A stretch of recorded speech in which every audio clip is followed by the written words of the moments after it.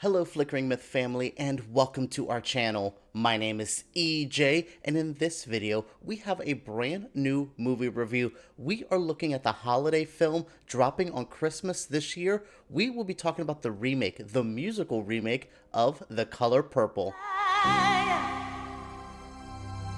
With no disrespect intended to the iconic Steven Spielberg, who directed my favorite movie of all time, Jaws, wow, The Color Purple looks so much better now. It feels so much better now than it did when it dropped in 1985 with the original film. This is hard to adapt the Alice Walker novel. It's a hard-hitting book. It is so tough to get through with a lot of great characters, a lot of hard-hitting stories, a lot of needed stories, especially with young black women in the South in a time period that wasn't the kindest to them. It's a tough book. It's a tough movie to deal with. So the original film is iconic. It's well made. It launched Whoopi Goldberg to a new level. It put Oprah on the map. Oh my God, Danny Glover's his role. I mean, Colman Domingo does great in his role as well, you know, in this iconic character. So yeah, this is a film that I'm like, okay, how are we going to get into musical? We're adapting more of the Broadway. To me, this one actually adapts the book in the Broadway number more than it feels like it's trying to shot-for-shot remake that 1985 film. But wow, this movie is joyous, it's over the top, it's colorful, it's playful, it features some amazing acting, some great songs. Wow, when we hire people who are singers who can actually act, what a difference it makes in your musical, where you're not having to deal with actors who cannot sing at all, attempting to put emotion into it. You need that soul, you need that energy, that deep rooted power in your vocals to make these songs, to make this story work. And that's what Fantasia, Danielle Brooks, I mean, Taraji P, Colman Domingo, everyone, Corey Hawkins, all of them put their soul into these numbers, and you can feel it because this movie's like a warm blanket. It comes over you. It makes you feel like cozy and snuggy in there, but it's also like you're dealing with hard things because that's why you need the blanket. It's hard out there. This movie does not hold back.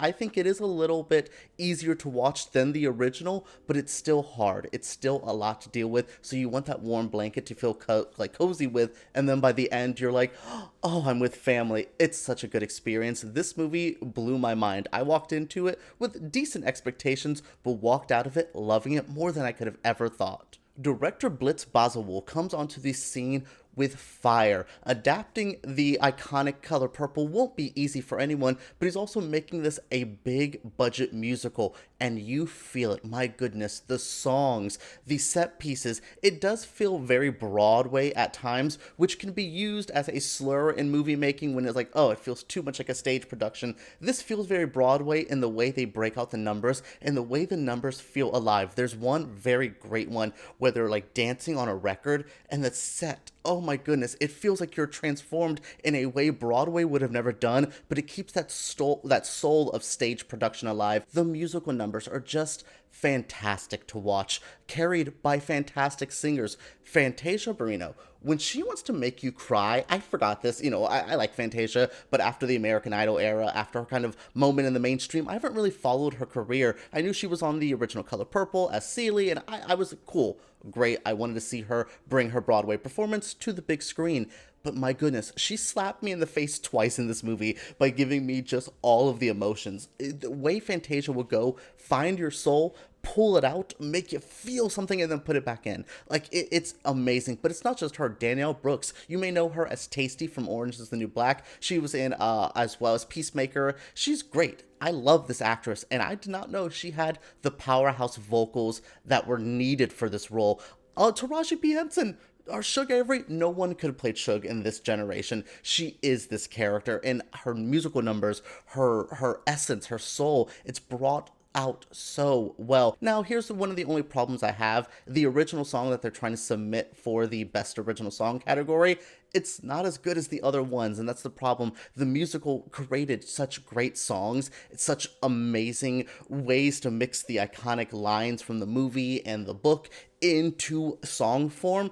I mean, Danielle Brooks sang in the All My Life I Had to Fight My Mom. It's so good in song. It's so good. But, you know, the original ones, they're not that great. You know, there's one for Corey Hawkins, and there's one, I think, for Halle Bailey.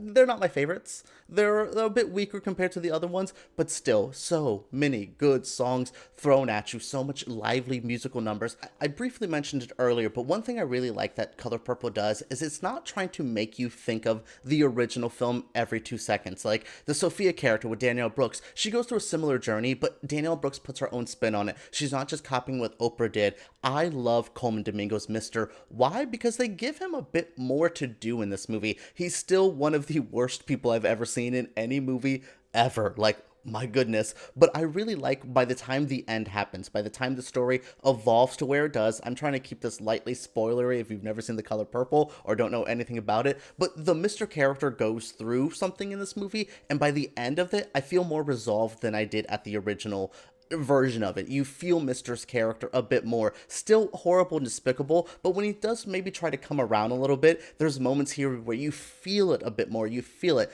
I love that this movie isn't trying to, again, redo what Spielberg did. You know, Spielberg created a great film, especially against the odds, being a white Jewish man tackling a very, female-led black story. That was unheard of at the time, and he got praise and he got backlash for it. You know, it's crazy to think that's what that was in 1985 and where we are now with filmmaking and things like that. But I love that Spielberg, helped push this to a new generation, but he let Blitz and he let the cast and the crew just do their own thing, and they're so great in what they do. Celie, which is one of the best characters I think in American film history, brought beautifully to life in the original film by Whoopi Goldberg, but Fantasia makes Celie her own. You could tell she spent time and years with this character. I was so privileged to see a early screening of this and have Fantasia, Taraji, Danielle Brooks, Corey Hawkins, who plays Harpo, and the director Blitz all in attendance, and they spoke about this film and they really said a lot of things. But what stuck with me is Fantasia saying she didn't want to return as Celie.